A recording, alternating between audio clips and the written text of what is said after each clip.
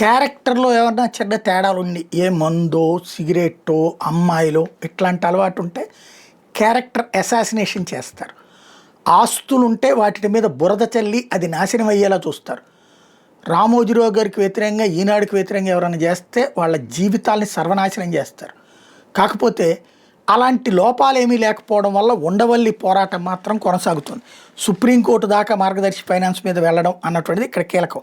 RBI నిబంధనలు ఉల్లంఘించి మార్గదర్శి పైన ఫైనాన్షియల్ శాఖని 2,600 కోట్ల రూపాయలు వసూలు చేసింది అన్నటువంటి అంశం మీదన క్లియర్గా వెళ్ళటం. తాజాగా ఏదైతే వ్యక్తి మరణిస్తే సంస్థ మీద కేసు ఆగిపోదు అంటూ ఈవెన్ సుప్రీంకోర్టే వ్యాఖ్యానించిందంటే ఆ స్థాయిలో ఉండవల్లి పోరాడుకొస్తున్నారు. ఎఫ్ఐఆర్ అనేది దర్యాప్తు ఇంకా పూర్తి కాని దశలో హైకోర్టు కేసును కొట్టేయడం చట్టవిరుద్ధమని పిటిషన్ తరపు న్యాయవాదులు న్యాయస్థానం దృష్టికి తెచ్చారు. ఎఫ్ఐఆర్ అనేది నేరాలకు సంబంధించిన పూర్తి ఎన్సైక్లోపీడియా కాదని గుర్తు చేశారు. డిపాజిటర్ల సేకరణ మీద దశాబ్దాలుగా నియంత్రణ సంస్థలు అభ్యంతరాలు వ్యక్తం చేసిన మార్గదర్శి వేల కోట్లు వసూలు చేస్తూ కార్యకలాపాలు సాగించిందని గుర్తు చేశారు. గతంలో సుప్రీంకోర్టు ఇచ్చిన ఆదేశాలను రెగ్యులేటరీ సంస్థ ఆర్బీఐ వాదనల్ని సైతం హైకోర్టు పరిగణలోకి తీసుకోలేదని నివేదించారు. ప్రజాధనం దుర్వినియోగానికి సంబంధించినటువంటి కేసులో దర్యాప్తు పూర్తి చేయాల్సిన బాధ్యత ప్రభుత్వాల మీద ఉందన్నారు.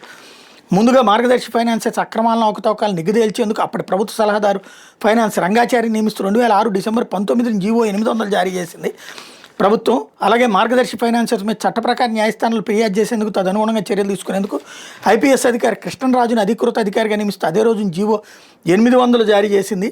రామోజీరావుకు అటు హైకోర్టు ఇటు సుప్రీంకోర్టులో కూడా చొక్కెదురైంది. రంగాచారి విచారణ పూర్తి చేసి 2007 ఫిబ్రవరి 19 తన నివేదికను రాష్ట్ర ప్రభుత్వానికి ఇచ్చారు. ఆర్బీఐ చట్టంలో సెక్షన్ 45(s)కి విరుద్ధంగా మార్గదర్శి ఫైనాన్సెస్ ప్రజల వద్ద నుంచి వేల కోట్ల మేర డిపాజిట్లు సేకరించడం నిజమేనని తేల్చారు. మార్గదర్శి ఫైనాన్సెస్ ఆర్థిక పరిస్థితి దారుణంగా ఉందని, అది డిపాజిట్లకు తిరిగి చెల్లించే స్థితిలో లేదని ఆయన అందులో స్పష్టంగా పేర్కొన్నారు. అంతేకాక మార్గదర్శి ఫైనాన్స్ ద్వారా ప్రజల నుంచి సేకరించే డిపాజిట్లు రామోజీరావు తన అనుబంధ కంపెనీలకు మళ్లించడమే నష్టాలకు ప్రధాన కారణమని రంగాచారి తన నివేదికలో చెప్పారు. అధికృత అధికారిగా నియమితులైన కృష్ణరాజు చట్ట ఉల్లంఘనలకు పాల్పడినందున మార్గదర్శి ఫైనాన్సెస్ దాని హెచ్యుఎస్ కర్త రామోజీరావుని ప్రాసిక్యూట్ చేయాలని కోరుతూ 2008 జనవరి 23 హైదరాబాద్ నాంపల్లి మొదటి అదనపు చీఫ్ మెట్రోపాలిటన్ మేజిస్ట్రేట్ కోర్టులో ఫిర్యాదు చేశారు.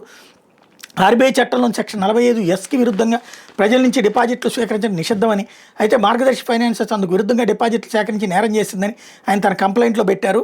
ఇది ఆర్బీఐ చట్టంలో సెక్షన్ 58 కింద శిక్షార్హమని తెలిపారు. దీంతో రామోజీరావు ఫిర్యాదు విషయంలో మళ్లీ ఉన్నత న్యాయస్థానాలు ఆశ్రయించారు. హైకోర్టు 2018 డిసెంబర్ 31 రామోజీరావుపై అధికృత అధికారి చేసిన ఫిర్యాదును కొట్టేస్తూ తీర్పిచ్చింది.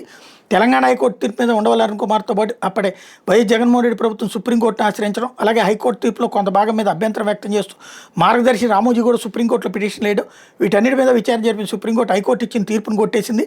డిపాజిట్లు తిరిగి ఇచ్చేసాం కాబట్టి తన మీద కేసులు కొట్టేయాలంటే రామోజీరావు మార్గదర్శి ఫైనాన్స్ చేసిన అభ్యర్థన సైతం సుప్రీంకోర్టు తోసిపుచ్చింది. మార్గదర్శి ఫైనాన్స్ చట్టవిరుద్ధ డిపాజిట్ల సేకరణ మీద నిగ్గు తేల్చాల్సిందని తేల్చి చెప్పింది. కేసు లోతుల్లోకి వెళ్ళి అందరి వాదనలు వినాలని తెలంగాణ హైకోర్టుకు స్పష్టం చేసింది. ఈ ఆదేశాల మేరకు విచారణ మొదలుపెట్టిన తెలంగాణ హైకోర్టు గత ఏడాది ఆగస్టు 4 తీర్పు వెలువరించింది. రామోజీరావు మరణించిన నేపథ్యంలో ఆయనతో పాటు మార్గదర్శి ఫైనాన్షియల్ మీద కేసును కొట్టేస్తూ తీర్పిచ్చింది. ఈ తీర్పుని ఇప్పుడు ఉండవల్లి అరుణ్ కుమార్ గత ఏడాది సుప్రీంకోర్టులో స్పెషల్ లీవ్ పిటిషన్ దాఖలు చేశారు. వ్యాజ్యం మీద తాజాగా సోమవారం జస్టిస్ సుందరేష్ ధర్మాసనం విచారణ జరిపింది.